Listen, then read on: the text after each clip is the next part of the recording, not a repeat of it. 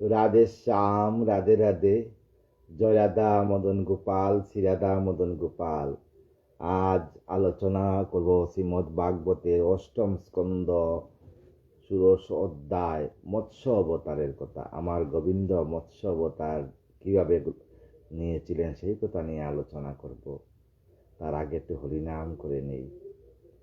রাধে কৃষ্ণ, রাধে কৃষ্ণ, কৃষ্ণ কৃষ্ণ রাধে রাধে, রাধে শ্যাম, রাধে শ্যাম, শ্যাম শ্যাম রাধে রাধে। রাধে কৃষ্ণ, রাধে কৃষ্ণ, কৃষ্ণ কৃষ্ণ রাধে রাধে, রাধে শ্যাম, রাধে শ্যাম, শ্যাম শ্যাম রাধে রাধে। জয় রাধে, জয় কৃষ্ণ, জয় বৃন্দাবন, শ্রী গোবিন্দ গোপীনাথ মদন মোহন। জয় রাধে, জয় কৃষ্ণ, জয় বৃন্দাবন, শ্রী গোবিন্দ গোপীনাথ মদন মোহন। শ্যামকুণ্ড, রাধাকুণ্ড, গিরি গোবর্ধন, কালিন্দী যমুনা, জয় জয় মহাবন। জয় রাধা, জয় কৃষ্ণ, জয় বৃন্দাবন, শ্রী গোবিন্দ গোপীনাথ মদন মোহন। কেশি কাট, বংশী বট, দ্বাদশ কানন, যারা সব লীলা কইল শ্রীনন্দ নন্দন। জয় রাধে, জয় কৃষ্ণ, জয় বৃন্দাবন, শ্রী গোবিন্দ গোপীনাথ মদন মোহন। শ্রীনন্দ সদা জয় জয় গোপগণ, শ্রীনন্দ সদা জয় জয় গোপগণ। শ্রীদামাদি জয় জয় জয় দেনু বৎসগণ। জয় রাধা, জয় কৃষ্ণ, জয় বৃন্দাবন, শ্রী গোবিন্দ গোপীনাথ মদন মোহন। জয় বিশ্ব বানু, জয় কীর্তিদা সুন্দরী, জয় বিশ্ব বানু, জয় কীর্তিদা সুন্দরী। জয় পূর্ণমাসী, জয় আবির নগরী।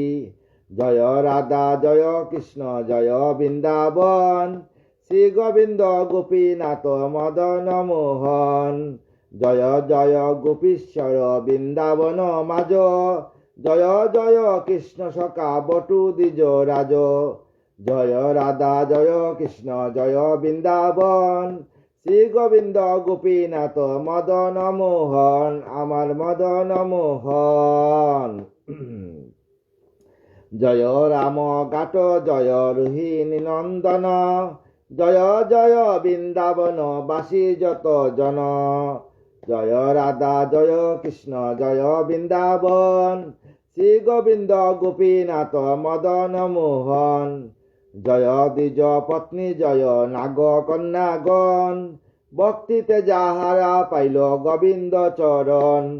জয় রাধা, জয় কৃষ্ণ, জয় বৃন্দাবন, শ্রী গোবিন্দ গোপীনাথ মদন মোহন, আমার মদন মোহন। শ্রীরাস মণ্ডলা, জয় জয় রাধা শ্যাম, জয় জয় রাসলীলা সর্বমনোরমা। জয় রাধা, জয় কৃষ্ণ, জয় বৃন্দাবন, শ্রী গোবিন্দ গোপীনাথ মদন মোহন। জয় জয় জয়ল রস সর্বরস সার, পরকিয়া বাবে যাহা ব্রজেতে প্রচার। জয় রাধা, জয় কৃষ্ণ, জয় বৃন্দাবন, শ্রী গোবিন্দ গোপীনাথ মদন মোহন, আমার মদন মোহন। শ্রী জাহ্নবীর পাদ পদ্ম করিয়া শরণ, দীন কৃষ্ণ দাস কয়ে নাম সংকীর্তন। জয় রাধা, জয় কৃষ্ণ, জয় বৃন্দাবন, শ্রী গোবিন্দ গোপীনাথ মদন মোহন, আমার মদন মোহন। দাহলন দিয়া লোক গৌরাঙ্গ দেখিতে, আনন্দে আকুল চিত না পারে চলিতে। জয় রাধা, জয় কৃষ্ণ, জয় বৃন্দাবন, শ্রী গোবিন্দ গোপীনাথ মদন মোহন, আমার মদন মোহন। চিরদিনের গৌরা চাঁদের বদন হেরিয়া, দুঃখিত চাকর আঁকি রইল মাতিয়া। জয় রাধা, জয় কৃষ্ণ, জয় বৃন্দাবন, শ্রী গোবিন্দ গোপীনাথ মদন মোহন। হেরিয়াব কত গণ আনন্দে বিবর, জননী পাইয়া গৌরা চাঁদে করে কুর, জয় জয় রাধা জয় কৃষ্ণ জয় বৃন্দাবন, শ্রী গোবিন্দ গোপীনাথ মদন মোহন, মরণ শরীর যেন পাইল পরাণ, গৌরাঙ্গ নদিয়া পুরে বাসুগুষ গান, জয় রাধা জয় কৃষ্ণ জয় বৃন্দাবন, শ্রী গোবিন্দ গোপীনাথ মদন মোহন, জয় রাধা জয় কৃষ্ণ জয় বৃন্দাবন, শ্রী গোবিন্দ গোপীনাথ মদন মোহন, আমার মদন মোহন রাধে শ্যাম। রাধে রাধে। সবকিছু রাধারানীর কৃপা। শ্রীমদ ভাগবতের অষ্টম স্কন্ধ ষোড়শ অধ্যায় আমার অনাদিরাদি গোবিন্দের মৎস্য অবতার নিয়ে কথা আজকে আমরা আলোচনা করব। সুখদেব কইলেন, শুনবং পাণ্ডু বংশধর, মৎস্য অবতারের কথা অতি মনোহর। সুখদেব বললেন পরীক্ষিতকে, হে পরীক্ষিত, মৎস্য অবতারের কথা অতি সুন্দর, অতি মনোহর। কত লীলা করে সেই হরি শক্তিময়, সেই লীলা বর্ণিবারে শক্তিকার হয়। অনাদিরারে গোবিন্দ কত লীলা যে করেছেন, সেই লীলা বর্ণিবার মতো শক্তি আমি যে সুখদেব আমারও নাই। বহু লীলা মধ্যে হয় মৎস্য লীলা সার, শুনয় সে কথা রাজা অতি চমৎকার। বহু লীলার মধ্যে হইল মৎস্য লীলা। এই লীলা অতি চমৎকার। এই লীলা কথা পূর্ব সৃষ্টি কার্য যবে হল সমাপন, নেহারি নিশ্চেষ্ট হন কমল আসন। পূর্ব সৃষ্টি কার্য যখন সমাপন হইল, তখন ব্রহ্মা আবার চেষ্টা করলেন যে মৎস্য অবতার কিভাবে। তেজিয়া সৃষ্টির কার্য সেই বিধি বড়, বিশ্রাম লইতে যান নিদ্রায় কাদর। সমস্ত কিছু করিয়া বিশ্রাম লইতে গেলেন প্রজাপতি ব্রহ্মা। ব্রহ্মায় নিদ্রায় রুদ্র করেন সংহার, ভীষণ প্রলয়কালে বুঝে সাধ্যকার। কিছু মাত্র অবশেষে আছিল সৃষ্টির, সেই কালে মৎস্যলীলা ঘটে পাণ্ডবীর। ব্রহ্মা যখন নিদ্রা গেলেন, তখন রুদ্র অবতার সংহার রূপ দেখাইলেন, আর সেই ভীষণ প্রলয়কাল আরম্ভ হইল। আর সেই কালে মৎস্যলীলা ঘটে পাণ্ডবীর। সেই কালে মৎস্যলীলা ঘটনা ঘটল। তাহারও কারণ রাজা করিব বর্ণন, অপূর্ব সে হরিলীলা করো শ্রবণ। সেই মৎস্য অবতারের লীলা অপূর্ব সে লীলা। পদ্মাসনে নিদ্রা গেল সেই পদ্মাসন, পতিত হইল বেদ হইতে বদন। তখন ওনার বদন থেকে পতিত হইতে থাকলো বেদ বাণী। উনি তো নিদ্রিত ব্রহ্মা। ব্রহ্মার পাশেতে ছিল একদৈত্য বর, হয়গ্রীব নাম তার দেখিতে গম্ভীর। ব্রহ্মার পাশে এক দৈত্যবর ছিল, তার নাম হয়গ্রীব। নাম তার দেখিতে গম্ভীর। খুব শান্তশিষ্ট ছিল দৈত্য। বিকট দর্শনমুণ্ড অজয় গঠন, পশ্বাস প্রবাহে যেন প্রবল পবন। উনার যখন নিঃশ্বাস প্রশ্বাস ফেলত, তখন যেন পবনের মতো হাওয়া বাইর হইত। যুগ্ম কর গিরিসিংহ যেন সুশোভিত, বিমকার সেই বীর অজ্ঞানে মোহিত। সেই বীর অজ্ঞানে মোহিত ছিল। বেদের মহিমা সেই হেরি সেই দৈত্য বীর, মনে মনে এই কথা করিলেন স্থির। বেদের মহিমা, নিদ্রিত ব্রহ্মার মুখ থেকে যখন বেদ বাহিরিতে লাগলো, সেই বেদের মহিমা জানতে লাগলেন। তখন হয়গ্রীব নামে সেই দৈত্য। সৃষ্টির কল্পনা আছে বেদর ভিতর, বেদলয়ে ব্রহ্মাহন সৃষ্টি অধীশ্বর। সৃষ্টির সমস্ত কিছু আছে বেদের মধ্যে, তাই ব্রহ্মা বেদ লয়ে অধীশ্বর হয়ে গেছেন, অধীশ্বর। বেদহীনে বিধি হয় জড় অচেতন, কবু না চেষ্টায় তার হইবে সৃজন। বেদ না হইলে সমস্ত কিছু হয়ে যাবে। ঋগ্বেদ, সামবেদ, যজুর্বেদ, অথর্ববেদ, এই 4 বেদ যদি না থাকে, তাহলে সৃষ্টি ধ্বংস হয়ে যাবে। সৃষ্টি নাশে দেবগণ না হবে প্রকাশ, দৈত্যকুলে শুকর হবে করিয়া আয়াস। তখন দৈত্যকুল সুখে থাকবে।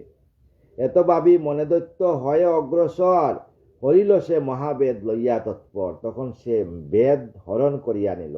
ব্রহ্মা তো নিদ্রিত, বেদ মোহন করিয়া বেদহরি হরি হল দৈত্য পুলকিত মতি, দেখিলেন এই কুর্ম বিষ্ণু বিশ্বপতি। বেদ নিয়ে যখন পলায়ন করতেছে তখন বিষ্ণু কুর্মরূপে তাকিয়া তা দর্শন করলেন। ভাবিলেন, মনে করি বিচারিয়া আপন, বেদবিনা কবু নাই হইবে সৃজন। তাই বিষ্ণু ভাবলেন, বেদ না হইলে তো সৃজন হবে না, আর না প্রকাশ হবে ব্রহ্মাণ্ড ভুবন, বেদবিনা সৃষ্টিকর্তা রবে অচেতন। আর ব্রহ্মাণ্ড পৃথিবী প্রকাশ হবে না, আর বেদ না থাকলে সমস্ত সৃষ্টি অচেতন হয়ে পড়বে। এতক ভাবিয়া তবে প্রভু নারায়ণ বেদের উদ্ধার লাকি করিলেন পণ। তাই আমার প্রভু বেদের উদ্ধার জন্য পণ করলেন। মায়ারও আশ্রয় করি তবে নারায়ণ মৎস্যরূপে অবতীর্ণ হলেন। তখন মায়ার আশ্রয় করি আমার প্রভু মৎস্যরূপে আবির্ভূত হইলেন জলের মধ্যে। কৃতমালা নামে নদী ব্রহ্মাণ্ড ভিতর, প্রলয় কালের বেগ তাহে করতল। কৃতমালা সেই ব্রহ্মাণ্ড ভিতর নদী আছে, সেই নদীতে প্রলয় কালেতে বেগ, তায়ে খরতর বেগ আছে। তার তীরে ছিল মনু নামে সত্যব্রত। তার ছিল সত্যব্রত নামে এক রাজা ছিলেন। প্রলয় নিকট হেরি তর্পণে নিরত। তখন তিনি প্রলয় দেখিয়া ওইখানে গিয়ে তর্পণ করতেছেন স্বয়ং নারায়ণের জন্য। অতি সাধু হন নিপু জগত ঈশ্বর। অতি সাধু সেই রাজা, জগতের ঈশ্বর। দৃঢ়তর ভক্তি তার হরির উপর। ওনার গোবিন্দের প্রতি বিরাট ভক্তি ছিল। অঞ্জলিতে নদী জল করিয়া ধারণ তর্পণ করিতেছিল সেই মহাজন। এইভাবে অঞ্জলি করিয়া যখন তর্পণ করতেছেন, তর্পণ করিতেছিল সেই মহাজন। তার প্রতি তুষ্ট হয়ে প্রভু চক্রধর তার এই তর্পণে, চক্রধর মানে আমার গোবিন্দ, তুষ্ট হয়ে সপরি রূপেতে যান অঞ্জলির ভিতর। ছোট্ট একটা মাছের রূপ ধরিয়া অঞ্জলির ভিতর চললেন। অঞ্জলি লয়ে জল হরিনাম করি, প্রদানের কালে নিপ দেখিলা সপরি। যখন জল দিতে যান তখন দেখলেন হাতের মধ্যে ছোট একটা মাছের বাচ্চা, ছোট বাচ্চা। অতি ক্ষুদ্রকায় মৎস্য করি নিরীক্ষণ, ইচ্ছিলা নরেন্দ্র তারে করিতে ক্ষেপণ করিতে আবার জলে ফেলে দিতে উনি ভাবলেন। অন্তর্যামী হরি বুঝি নরেন্দ্রের মন, কইতে লাগিল তারে অদ্ভুত বচন। অন্তর্যামী গোবিন্দ দেখলেন যে তার ভিতর, বক্ষের ভিতর দেখে মধুরভাবে বললেন অদ্ভুত বচন। ক্ষুদ্রকায় আমি মৎস্য, দেখো রাজন, নদীতে না করো রাজা আমায় ক্ষেপণ। তখন মৎস্যরূপে বললেন যে আমি ক্ষুদ্রকায়, আমাকে নদীতে ক্ষেপণ করো না। নদীতে রয়েছে রাজা বহু জলচর, তাহাদের বয়ে মুড়ো ব্যতীত অন্তর। নদীতে অনেক জলচর আছে, সেই জলচরে আমাকে খেয়ে ফেলবে। তাই তুমি আমাকে নদীতে ফেকো না। সবরীর বাণী শুনি রাজা পুলকিত, সবিন্ময়ে হন রাজা মনে চমকিত। তখন রাজা হঠাৎ করে চমকিত হয়ে গেলেন। অপূর্ব এ মৎস্য বলে মধুর বচন, অপূর্ব শ্রীহরিলীলা না বুঝি কারণ। অপূর্ব এই মৎস্য কোনোদিন কথা বলে? সে ছোট অপূর্ব মৎস্য বলছে আমাকে তুমি জলে ফেলো না, জলে ফেললে আমাকে জলচর খেয়ে নিবে। তখন তুমি ভাবলেন এটা স্বয়ং আমার অনাদি আদি গোবিন্দের কোন লীলা। বিস্মিত হইয়া রাজা কমণ্ডুল পরে রাখিল সে ক্ষুদ্রমিনে অতি যত্ন করে। তুমি বিস্মিত হইয়া ওনার কমণ্ডুলের মধ্যে সেই মৎস্যকে রাখলেন। নিশায় বাড়িল মৎস্য সে পাত্র বেপিয়া, রাজায় করিল পাতে মিষ্টি শম্ভু দিয়া। রাত্রে নিশাতে বড় হইয়া কমণ্ডুলে আর জাগা হচ্ছে না। দয়া করি কর রাজা মুরে পরিত্রাণ, কমণ্ডুল মাঝে মম নাই হয় স্থান। আমাকে তুমি বাহির করো, কমণ্ডুলের মধ্যে আমার স্থান হচ্ছে না। কমণ্ডুল হতে তারে করিয়া বাহির, কলসে রাখিল রাজা পূর্ণ করে নির। একটা কলসের মধ্যে এক কলসি জল দিয়ে তার মধ্যে সেই মৎস্যকে রাখলো। কলস হইতে পূর্ণ নিশারভূত, প্রভাতে কহিল মিন রাজার বুচর। কলস থেকে প্রভাতকালে বলছে রাজাকে, উপায় করো রাজা আমায়ও এখন, দীর্ঘ পাত্রে দাও স্থান রাখিতে জীবন। বড় একটা পাত্রকে আমাকে স্থান দাও আমার জীবন রাখার জন্য। সত্যব্রত রায় শুনি মিনের বচন। সত্যব্রত রাজা সেই মিনের বচন মানে মাছের কথা শুনে, বচন শুনে বৃহত্তর পাত্রে তারে করিল ক্ষেপণ। বিশাল বড় একটা পাত্রের মধ্যে তাকে ক্ষেপণ করা হইল। বিশাল বাইল মৎস্য পাত্র পূর্ণ করি, বিশাল সেকেন্ডের বিচলে বিশাল বড় হয়ে গেল। হৃষ্ট হন দেখি রাজা অত্যন্ত বিভাবরী। রাজা হৃষ্ট হয়ে গেলেন, কি এই মৎস্য অল্প সময় পর পর বাড়িয়ে যাচ্ছে। রাজারে দেখে আমিন কহিল বচন, অন্য স্থানে রাখি মম রাখো জীবন। এই পাত্রে তো হবে না, আমাকে অন্য স্থানে রাখো, রাখি আমার জীবন রাখো রাজা। মিনের বচন শুনি তখনও রাজন এক সরোবর তারে করিল ক্ষেপণ। তখন রাজা একটা বিশাল সরোবরের মধ্যে তাকে ক্ষেপণ করা হইল। কোনমাত্র সরোবর পূর্ণ মিনকায়, পুরা সরোবর বড় হয়ে গেল মিনের, সরোবরেও জায়গা হচ্ছে না। নেহারে আশ্চর্য হল সত্যব্রত রায়, ইয়া দেখিয়া সত্যব্রত রাজা আশ্চর্য হয়ে গেলেন, এ কি ব্যাপার, সরোবরেও জায়গা হচ্ছে না সেই মিনের। ডাকিয়া রাজায় মিন কহিল বচন, মহারিদ্রে ফেলো মুরে রাখিতে জীবন। মহারিদ্রে মানে সমুদ্রে আমাকে নিয়ে ফেলো। তাহাই করিল রাজা হইয়া বিস্মিত, হৃদপূর্ণ মিনদেহ হইল আচম্বিত। ছোট একটা, একদম ছোট, ছোট মানে যা চৌকে দেখা যাচ্ছে না, এই সেকেন্ডের ভিতরে এত বড় হয়ে গেল, 2 দিনের ভিতরে আচম্বিত হয়ে গেল। রাজারে সম্মুদি মিন ধীরে ধীরে কয়, বড় জলাশয় মুড়ে ফেলো মহাশয়, বিশাল বড় জলাশয়ে নিয়ে আমাকে ফেলো। একথা শুনিয়া রাজা লয়ে মিনবর ফেলিবারে গেল যথা ভীষণ সাগর। এই কথা শুনিয়া রাজা বিরাট বড় সাগরের মধ্যে গেলেন সেই মিনকে ফেলার জন্য। সাগর নেয়ারি মিন কহিল বচন, সাগরেতে মহাভয় হয়েছে রাজন।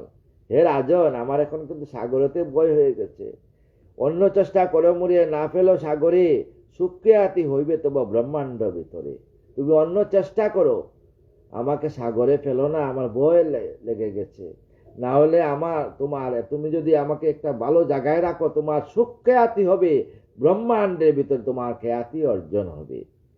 মিনের বচন শুনি কহিল রাজন, অপূর্ব তোমারে মিন করি দর্শন। তাই রাজা বললেন, হে মিন, তুমি অপূর্ব, তোমার কথা অপূর্ব বাণী, তোমাকে আমি দর্শন করছি। নিজ অঙ্গে ব্যাপিয়াছ শতক যোজন, মিষ্ট সুরে কইতেছ মধুর বচন। তোমার নিজ অঙ্গে যোজনের পর যোজন তুমি বড় হইতেছ, আর মিষ্ট বরে কইতেছ মধুর বচন আমাকে বলতেছ। অপূর্ব এ মিনরূপ বুঝিতে না পারি, চলিতে কি আসিয়াছ বৈকুণ্ঠ বিহারী। আমি তো তোমাকে বুঝতে পারি না, তুমি কি সেই বৈকুণ্ঠ বিহারী, আমার অনাদি আদি গোবিন্দ আসিয়াছ মিনরূপ ধারণ করে। ক্ষুদ্র হতে চরাচরে ব্যক্তি হয় তব, মায়া করি মিন হয় মনে মমলয়। তুমি মায়া করে এই রূপ ধারণ করছো প্রভু। সত্য যদি হও হরি, তুমি মিনবর প্রকাশিয়া কর সুস্থ আমার অন্তর। যদি হে অনাদি আদি গোবিন্দ, তুমি যদি সত্যি মিন রূপী, মিন অবতার, মৎস্য অবতার, তাহলে তুমি আমাকে দর্শন দিয়ে আমার মনে তুমি শান্তি কামনা দাও। রাধেশ্যাম। যুগ বলে তবে নিপ করি স্থির মন, জানিলেন সেই মিন প্রভু নারায়ণ। তখন যুগ বলে ধ্যান করে দেখলেন সত্য যে এই মিন সেই প্রভু নারায়ণ, সেই মৎস্যরূপ ধারণ করছেন। শিহরি ভাবিয়া তারে সত্যব্রত রায় স্তবস্তুতি নানা মতে করিলেন তাই। তখন শিহরি ভাবিয়া সেই মৎস্যরূপী নারায়ণকে সত্যব্রত রাজা স্তব করতে লাগলেন নারায়ণকে। শান্তাকারং ভুজঙ্গ শয়নং পদ্মনাভম সুরেশম, শিবৎসাঙ্ক মুদরং দরং কস্তবরং বিতাম্বরম সুন্দরম, গোপীনাথম নয়ন পলাচ্ছতি সগুপ সংগাবিতম, গোবিন্দম কলকবেণু বাদরম পরম, শুক্লাম্বরং ধরা বিষ্ণু শশীবর্ণং চতুর্ভুজং, প্রসন্ন বদনং দিয়ে সর্ববিঘ্নং প্রশান্ত। হে গোবিন্দ, অনাদি আদি গোবিন্দ, তোমাকে দেখে আমি প্রসন্ন হয়েছি, তোমার চরণে আমার শতকোটি প্রণাম। এইভাবে স্তব করতে লাগলেন রাজা। স্তবস্তুতি নানা মতে করিলেন তার, চরাচর ব্যপ্ত তুমি জগতের প্রতি, কোন কার্য মৎস্যরূপ ধরিলে সম্পত্তি। হে গোবিন্দ, তুমি কোন কার্যের জন্য মৎস্যরূপ ধারণ করলে আমাকে বলো, প্রকাশ করিয়া মুড়ি কহ নারায়ণ। শুনিয়া জুরাক মম চমকিত মন, সেই কথা শুনিয়া আমার যে চঞ্চল মতি শান্ত হোক, তুমি কেন মৎস্যরূপ ধারণ করলে। রাজার শুনিয়া বাণী মিনরূপী হরি, কইলেন যুক্তি করে তারও এক করি। তখন রাজার কথা শুনিয়া মিনরূপী সেই গোবিন্দ বললেন, যুক্তি করিয়া বললেন এক কথা। সন্মুখে হেরেও রাজা ভীষণ প্রলয়, সপ্তদিন অবশিষ্ট এই সৃষ্টি রয়। সম্মুখে প্রলয়, আর 7 দিন পরেই পৃথিবীতে বিশাল প্রলয় হয়ে যাবে। নিদ্রাগত হয়েরন সৃষ্টি অধিকারী, আমি রই মৎস্যরূপে ব্রহ্মাণ্ড বিহারী। নিদ্রাগতভাবে রয়ে গেছেন ব্রহ্মা, তাই আমি মৎস্যরূপে ব্রহ্মাণ্ড এবার বিহার করব। 7 দিন পরে হবে ভীষণ প্রলয়, জীবজন্তু আদিতায় হইবে বিলয়। জীব জন্তু কিছু থাকবে না, সব বিলয় হয়ে যাবে। আমি মাত্র সেই কালে হয়ে সচেতন, মৎস্যরূপে একান্নবে করিব ভ্রমণ। আমি তখন মৎস্যরূপে সেই প্রলয় জলের মধ্যে আমি ভ্রমণ করব। পুনর্বার সৃষ্টিকালে প্রজার সৃজনে, তোমারে বাঁচাবো আমি ঋষিগণ শোনে। আমি আবার সৃষ্টির জন্য তোমাকে আর সমস্ত ঋষিগণকে বাঁচাবো আমি মেন রূপ ধারণ করি। যখন প্রলয় কার্য হবে আরম্ভন, পাঠাইব এক তরি তোমারও কারণ। যখন প্রলয় শুরু হবে তোমাদের জন্য একটা নৌকা পাঠিয়ে দেব, ঋষি আর তোমার জন্য, ঋষিগণের জন্য। সর্বাঔষধি সর্ববীজ আরো ঋষি চয়, উঠিও নৌকায় লয়ে তুমি মহাশয়। সেইখানে সর্বাঔষধি সর্ববীজ আর ঋষি চয় ঋষি, উঠিও নৌকায় লয়ে তুমি মহাশয়। তুমি তাদেরকে নিয়ে নৌকার মধ্যে উঠে পড়বা। ভীষণ প্রলয়ে যাবে হবে একাকার, রবি শশী লুপ হবে ব্যক্ত অন্ধকার। রবি শশী সূর্য চন্দ্র লুপ হবে আর অন্ধকার হয়ে যাবে। অগণন বজ্রনাদ প্রলয় পবন, অবরিত মহাতেজে হবে ভূকম্পন। তখন পবন বাতাস বইতে থাকবে, আর পৃথিবীতে ভূমিকম্প, বারে বারে ভূমিকম্প আসবে। দিক হস্তি নাই রবে, বয়ে বগ্ন কুলাচল, কিচ্ছু থাকবে না, কোনো দিক থাকবে না, সব বগ্ন হয়ে যাবে। পঞ্চভূত একাকার মহাকুলাহল, কীতি অপ তেজ মরুত বুম, পঞ্চভূত একাকার হয়ে যাবে। নারবে সৃষ্টির চিহ্ন হবে একাকার, উতলিপে বাড়ি নিধি ভীষণ আকার। সেই জলের বাড়ি এইভাবে উতলাইবে। সুমেরু সমান ঢেউ উঠিবে প্রকাশ, সুমেরুর মতো পাহাড়ের মতো ঢেউ আসবে। সেহেন প্রলয়ে সৃষ্টি হইবে বিনাশ, তখন পৃথিবী বিনাশ হয়ে যাবে। এহেন প্রলয় যবে হবে আরম্ভন, প্রেরিত নৌকায় তুমি করো আহরণ। যখন এই সময় আসবে, তখন আমি যখন যে নৌকা পাঠিয়ে দেবো, সেই নৌকাতে তুমি সমস্ত ঋষিগণকে নিয়ে সেখানে আহরণ করবে, মানে উঠে পড়বে নৌকার মধ্যে। সর্বাঔষধি বীজ আর জীব ঋষিজন, সর্বাঔষধি সমস্ত যত গাছপালা লতা বৃক্ষ যত সর্বাঔষধি, সেই সর্বাঔষধি নিয়ে, আর বীজ, এই যে আমরা সমস্ত গাছের যে ফলের বীজ, সমস্ত বীজ নেবে। আর জীব আর ঋষিগণ, কয়েকজন ভালো ভালো ঋষিকে নিয়ে সবারে লইয়া মরে করিও স্মরণ। তখন তুমি নৌকাতে উঠি আমাকে অনাদির আদি হে নারায়ণ নারায়ণ নারায়ণ বলে ডাকবে। স্মরণ মাত্রাতে আমি আসিব সকাশ। তুমি যখন স্মরণ করবে, তুমি সঙ্গে সঙ্গে তোমার স্মরণে আমি তোমার সামনে চলে আসব। মহাসিংহ মৎস্যরূপে করিব প্রকাশ, তখন মৎস্যরূপে প্রকাশ হব। প্রলয় তরঙ্গ তবি হইলে অস্থির, অনন্তরে রজ্জুরূপে পাঠাইব ধীর। তখন রজ্জুরূপে পাঠাবো তোমাকে, ধীর মানে রশি পাঠাবো তোমাকে, রজ্জু মানে রশি। সর্পের পুচ্ছতে তরি করিয়া বন্ধন, সে শেষনাগকে পাঠাবো, শেষনাগের পুচ্ছতে লেজ দিয়ে সেই নৌকাকে বন্ধন করে রাখবে, যাতে চলে যেতে না পারে। মম সিংহে বদ্ধ করে তাহার বদন, আমার সিংহে মৎস্য অবতার যখন ধারণ করব, তখন আমার লেজের মধ্যে সেই মানে মানে অনন্ত নাগ তার লেজ দিয়ে সেই নৌকাকে আমার সঙ্গে বেঁধে রাখবে। আমাতে তাকিবে তরি সর্পবদ্ধ হয়ে, সেই তরি আমাকে থাকবে কিন্তু সর্পবদ্ধ হয়ে থাকবে। তাতে না রবে বয় ভীষণ প্রলয়ে, তখন তোমাদের কোনো ভয় হবে না বিষয় প্রলয়ে, আমি আছি তো। নানুরূপে করি রাজা আমি হে পালন, প্রলয়ে হেন নীলা হবে প্রকাশন। আমি কিন্তু অনাদির আদি গোবিন্দ, আমি নানা রূপে আমি পালন করি। আমি বক্তের রূপে প্রতিটা বক্তের মধ্যে বক্ত হয়ে আমি ভাগবত কথা শোনাই। আর যেইখানে ভাগবত পাঠ হয়, সেইখানে আমার সমস্ত সখীগণে উপস্থিত থাকে। আমি সেই ভাগবতের জ্ঞান এর কথা আমি বিচার করি, সত্য মিথ্যা ভাগবতে কি হচ্ছে সেইটা আমি বিচার করি। এই ভাগবত কথা বিশাল কথা। সেই যে ভাগবত, আজকে যে আপনাদের সামনে আমি এই যে ভাগবতের কথা প্রকাশ করছি, আমার পূর্বজন্মের কোনো একটা পুণ্যের ফলে আমি আজ এই অবস্থায় আসি আপনাদের সামনে ভাগবত প্রকাশ। কি বলবো, রাধারানীর কৃপায় করতেছি, আমার কৃপায় নয়, আমার স্বইচ্ছায় নয়, প্রভুর ইচ্ছায় হচ্ছে। তাই সবাই প্রভুর প্রতি সবাই এক নয়নে সবাইকে অনাদিরাদি গোবিন্দকে হৃদয়ে স্থান দিয়ে রাধা রাধা নাম করতে থাকবেন। দেখবেন রাধা নাম করলে আবার আপনার সমস্ত পাপ দূরীভূত হবে, আপনার মনের সমস্ত সংশয় দূরীভূত হবে, রাধারানী আপনাকে কৃপা করবেন।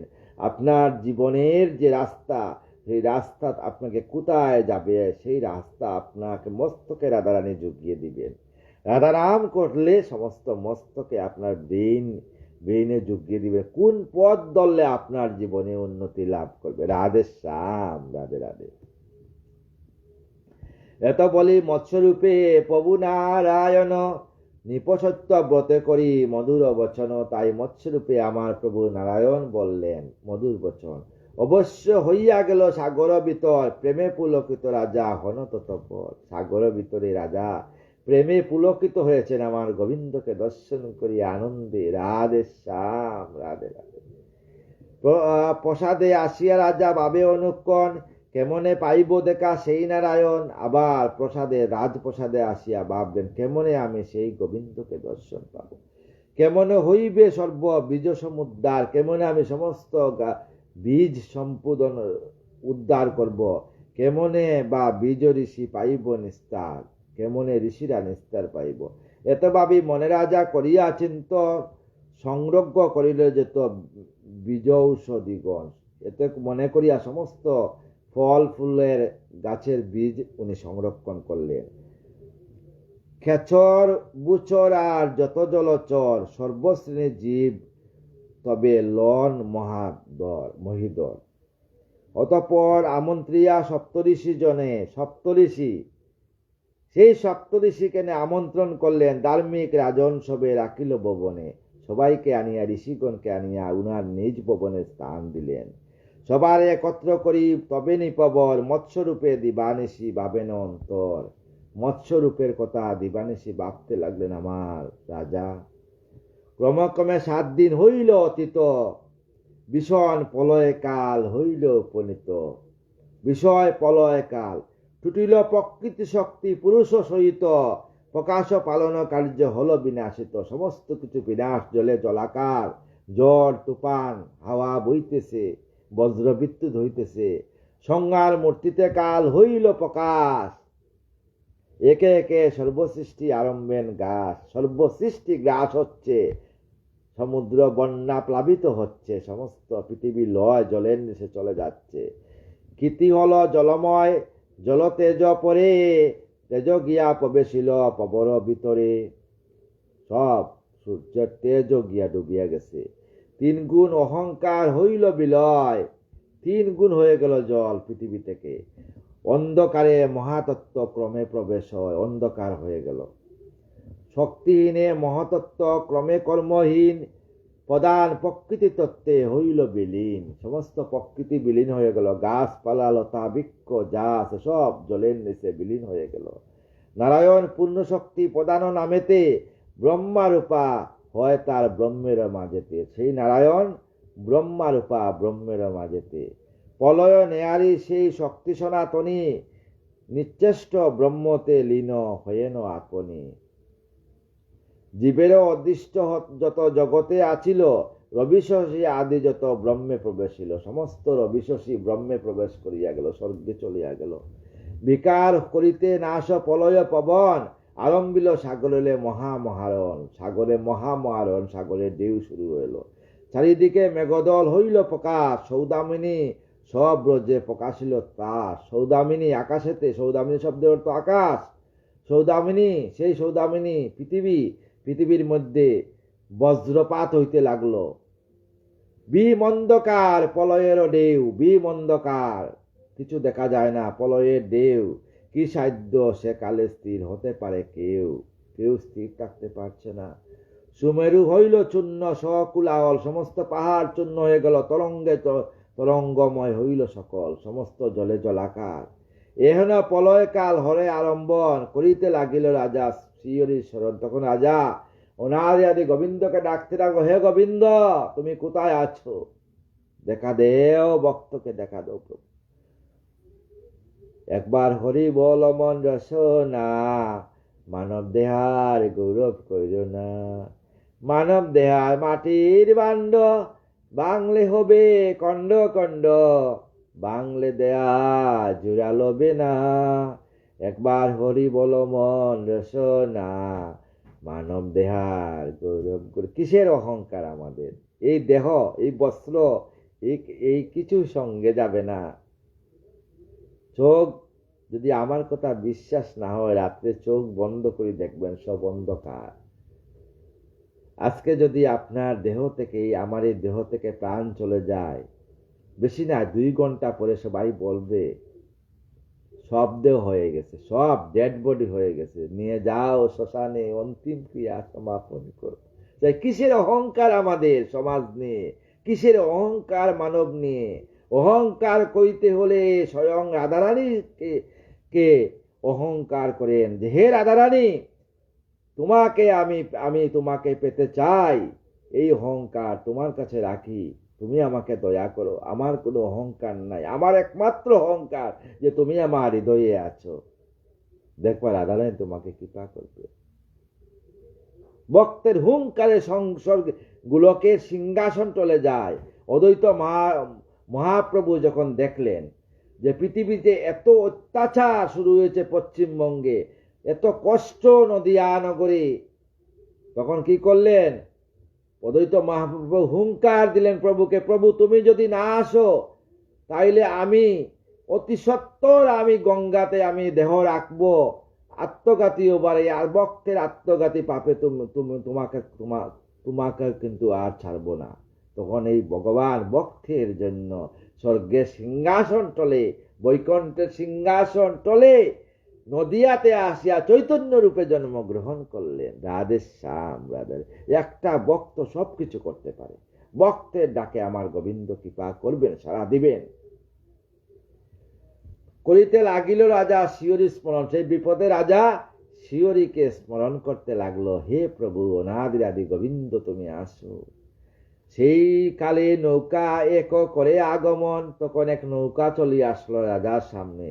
জীব ঋষি সহ তারে উঠিল রাজন। জীব ঋষি বীজ সমস্ত কিছু নিয়ে সেই নৌকাতে রাজা উঠিলেন। জলেতে বাসিল তরি লয়ে নিপবরে। সেই নতুন তরি জলের মধ্যে। আমরা কোথায় আসি? আমরা সংসারের তরির মধ্যে বাসিয়ে আসি। আমরা এখনো সংসারের তরির মধ্যে বাসিয়ে আসি। এই সংসার থেকে আমাদেরকে উদ্ধার করার জন্য অনাদি আদি গোবিন্দ ছাড়া আর কেউ পারবেন না। জীব ঋষি বীজাঔষধি তাহারও ভিতর। সেখানে জীব ঋষি বীজ ঔষধি, সমস্ত ফলমূলের বীজ নিয়ে তাহার ভিতর। প্রলয়ের ঢেউ এক পর্বত সমান, তাহাতে কাঁপিল তরি হয়ে বাসমান। তাহাতে তরি কাঁপতেছে নৌকার মধ্যে। একত প্রলয়কাল, ঘোর অন্ধকার, কিছু দেখা যাচ্ছে না। বজ্রনাদ সহ বৃষ্টি, বর্ষণিবার প্রচন্ড বৃষ্টি হচ্ছে, আর আকাশ থেকে বজ্রপাত বাজ পড়ছে, বজ্র বিদ্যুৎ পড়ছে। এহেন কালেতে নিপ তরণীর ভিতর, একমনে হরি হরি বলে নিরন্তর। একমনে হে মধুসূদন কৃপা করো, ডাকতেছে নারায়ণ প্রভু রাধে শ্যাম তুমি আসো রাধারানী। প্রভুকে ডাকতেছে, ভক্তের ডাকে প্রভু সাড়া দিবেন। কোথায় আছো প্রভু তুমি, দেখা দাও আসি।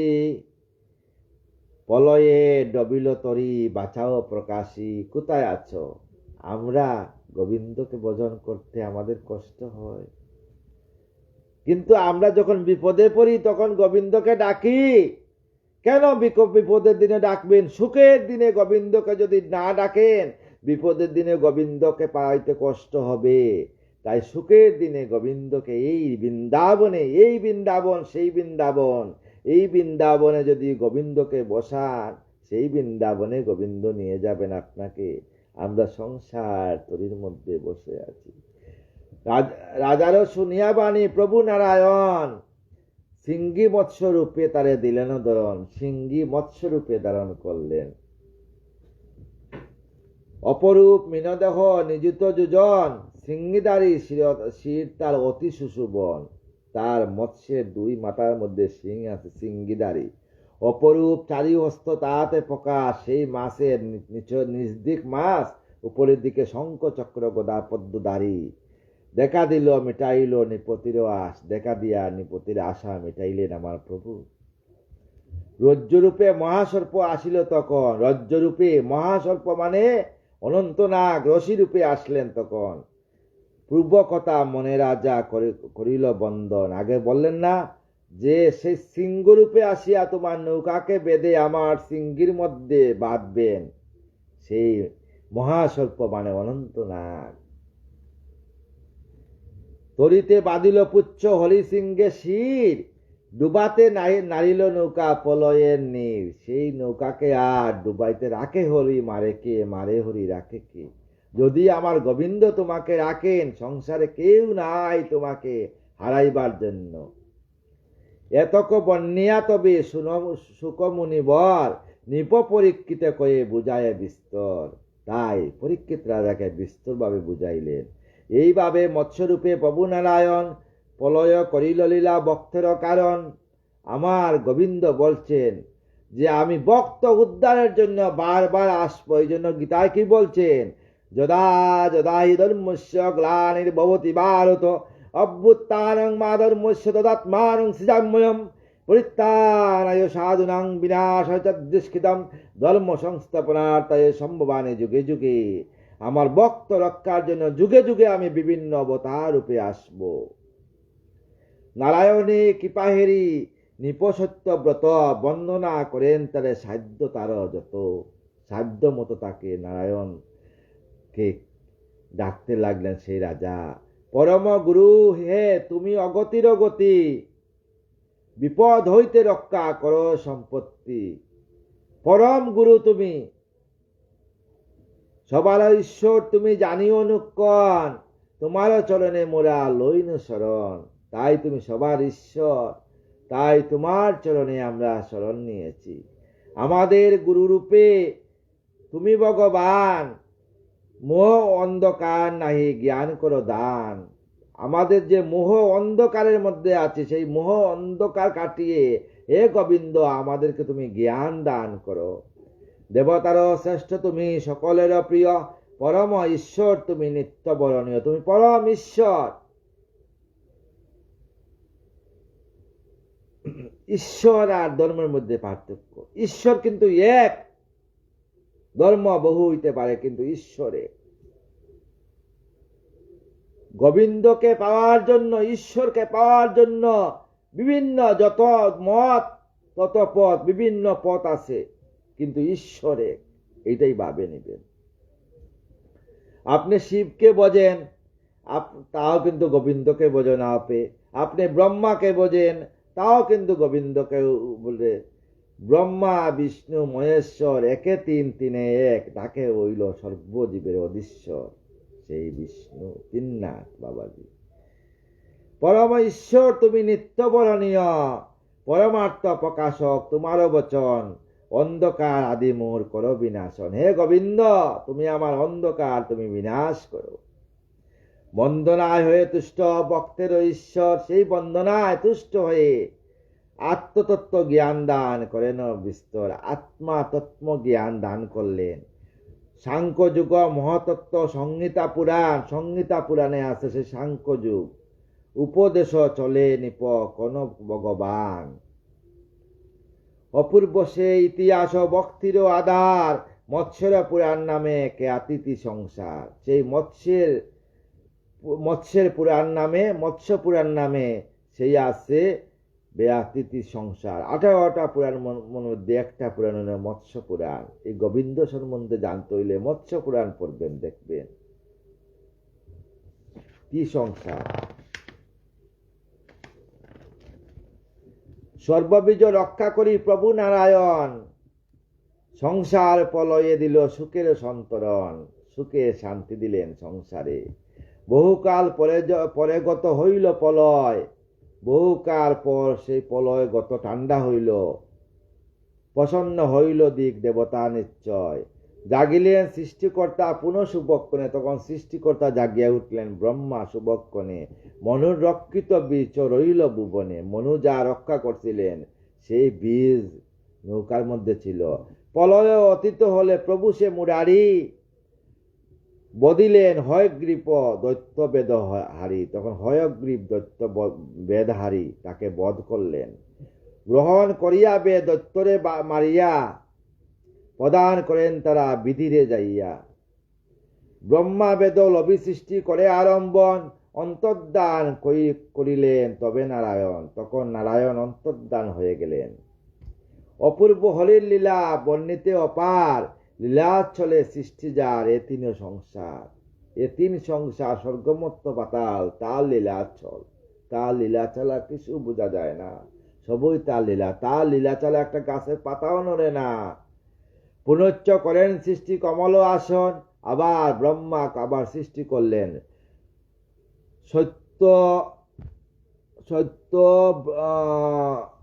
চোখেও দেখি না রে, সত্যব্রহ্ম অধিপতি হইল তখন। তখন সত্যযুগের আবার সত্যযুগের সৃষ্টি হইল। হয়গ্রীব ফলনাশ হরি শহরণে, তখনই পাইল মুক্তি শ্রীহরি চরণে। তখন সেই দৈত্য শ্রীহরি চরণে মুক্তি পাইল। শুকদেব কবে কোন তবে পাণ্ডু বংশ ধরে, যে রূপে করেন নীলা মৎস্যরূপ ধরে। আশ্চর্য হইয়া রাজা করিয়া শ্রবণ, বলে পুনঃ পুনঃ করো হরি সংকীর্তন। বলে আবার হরি সংকীর্তন করো। এই ভাগবত কথা এত মধুর, সেই কথা শুনলে এত আনন্দ আসে, সমস্ত ভক্তদের মনে আনন্দ আসে ভাগবত কথা শুনে। অপূর্ব লীলার কথা বর্ণিতে বিস্তার, মৎস্যরূপী ভগবানে করি নমস্কার। তাই মৎস্যরূপী ভগবান বিষ্ণুকে নমস্কার করি। সমাজের জন্য, বিশ্ব সৃষ্টির জন্য, সর্বজীবের জন্য হে গোবিন্দ তোমাকে আমি নমস্কার করি। তাই বললেন সুখদেব যে তোমাকে আমি নমস্কার করি বিশ্ব শান্তির উদ্দেশ্যে, তুমি শান্তি দাও বিশ্বকে। অবতার লীলা বহু করিয়া কীর্তন, অষ্টম স্কন্ধতে বাণী করি সমাপন। অষ্টম স্কন্ধ এইখানে সমাপন করি। হরি বজ ভক্তগণে হরি কর সার, হরি গুণ ভক্তজনে মম নমস্কার। সুবোধ রচিল গীত সুখে ভাগবত গান। সুবোধে যে ভাগবত গান রচনা করল,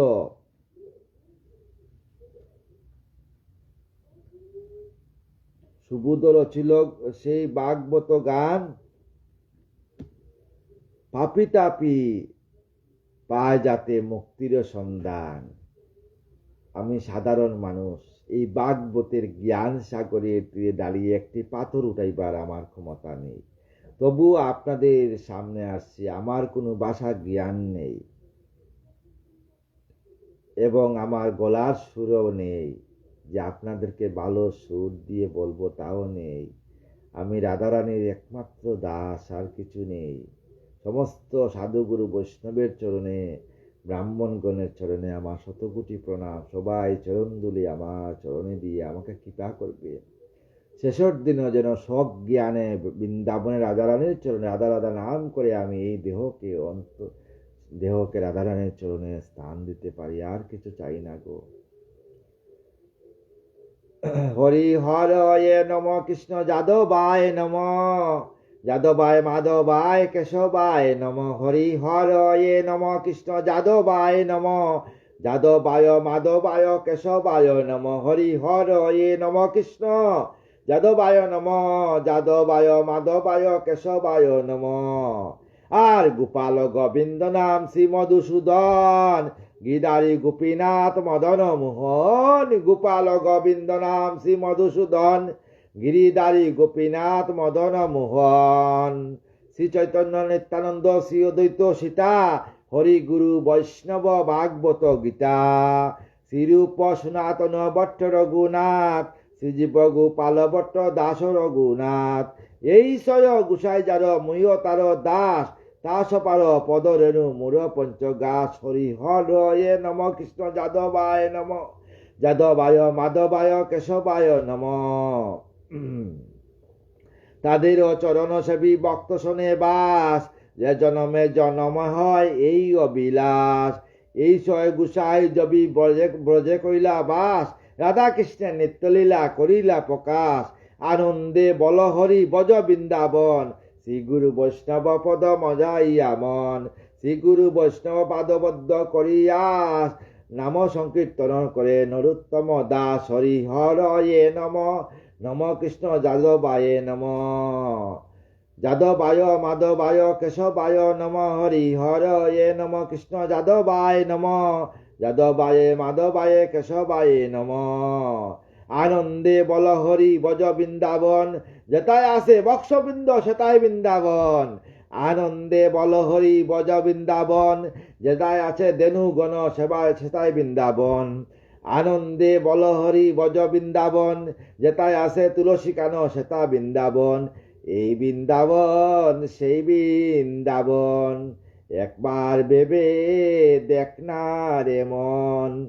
এই বৃন্দাবন সেই বৃন্দাবন, একবার ভেবে দেখ না রে মন। হরি হরয়ে নম কৃষ্ণ যাদবায় নম, যাদবায় মাধবায় কেশবায় নম। শ্রী গুরু বৈষ্ণব পদে মজাইয়া মন।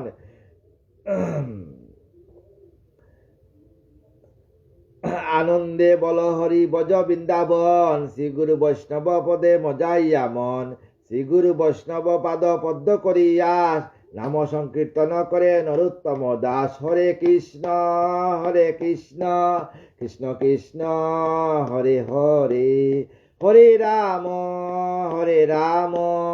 রাম রাম হরে হরে। বাঞ্ছা কল্প তরুবচ্চ কৃপা সিন্ধু এবচ পতিতানাং পাবনাভ্য সর্ব বৈষ্ণবভ্য নমো নমঃ। আগামীকাল আমরা ভাগবতের নবম স্কন্ধ নিয়ে আসবো, ইলার উপাখ্যান। সমস্ত সাধুগুরু বৈষ্ণবের চরণে আমার দণ্ডবোধ প্রণাম। আমি এই সময়ে ভাগবত নিয়ে আসি, আপনারা কৃপা করবেন। আর এই যে ভাগবত কথা শুনলেন, শোনার পরে প্রসাদ রূপে আমাকে দিতে হবে না, একটু শেয়ার করে যদি দেন, অন্য ভক্তরা শুনে তারা আনন্দিত পাবে। আর ভক্তরা যাতে ঈশ্বর সম্বন্ধে জানতে পারে, মানুষের আত্ম অহংকার যাতে ত্যাগ হইতে পারে, আর বিশ্ব শান্তি যাতে উদ্দেশ্য এই ভাগবত কথা। রাধে শ্যাম, রাধে রাধে। জয় রাধে জয় রাধে জয় রাধে জয় রাধে। জয় রাধে জয় রাধে জয় রাধে জয় রাধে।